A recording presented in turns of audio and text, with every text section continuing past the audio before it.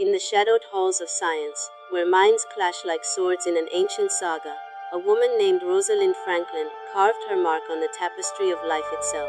In 1953, amidst the fog of London, she stood, a solitary alchemist, unraveling the secrets of DNA. This is no ordinary tale, but of a mind so fierce, it reshaped the world, though the world was slow to sing her name.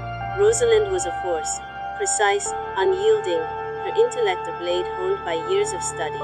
Born to a world that saw women as shadows in science's halls, she wielded X-ray crystallography like a seer's vision, capturing the essence of life's code. But her path was no ballad. Her colleagues, men like Maurice Wilkins, saw her as an outsider, her brilliance a spark they could neither dim nor embrace. The year was 1952. DNA, the molecule of heredity, was a riddle locked in nature's vault. Rosalind's work, her X-ray images, held the key, none clearer than Photo 51, a ghostly image of DNA's double helix.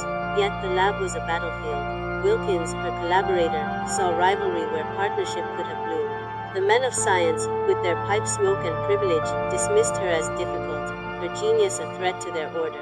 And beyond the lab, a greater storm brewed. James Watson and Francis Crick, racing to claim the prize. Oh, the irony! The world loves a hero, but only if he wears a tie and a smirk.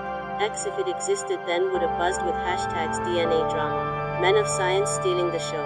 Rosalind, she was the dark lady of DNA. Her name whispered in jest, her work pilfered without consent. When Wilkins shared Photo 51 with Watson, it was a spark that lit their path to glory, leaving Rosalind in the shadows. But she pressed on, her spirit unbowed, her mind fixed on truth. Rosalind, this is my work, Maurice. My images, my hours, you don't get to hand them out like biscuits at tea. Wilkins, it's science, Rosalind. We share, we build. Photo 51 was no mere snapshot. It was a revelation, a map to the helix that holds life's secrets. Rosalind's calculations, her meticulous notes, pointed to the double spiral, but Watson and Crick, armed with her image, raced to the finish line. She didn't know her work had been shared, didn't know it would crown others while she toiled in obscurity. The stakes were higher than fame. Her health waned, her body betraying her even as her mind burned bright. By 1953, the race was won, but not by her. Watson and Crick published their model, the double helix, in Nature, their names etched in history. Rosalind's paper, published alongside, was a footnote, her contribution buried. Cancer crept into her bones, a silent foe, yet she worked on, studying viruses, her brilliance undimmed. The world spun forward, blind to the woman who'd unlocked its code. In that fleeting moment, two truths collided. Watson and Crick stood in the light, their model hailed as a triumph. But Rosalind, battling illness, held the spark that lit their flame. Would her name be lost to time? Would her sacrifice, her hours, her health, her unyielding quest, fade like mist? The helix turned, and with it the world, teetering on the edge of justice delayed.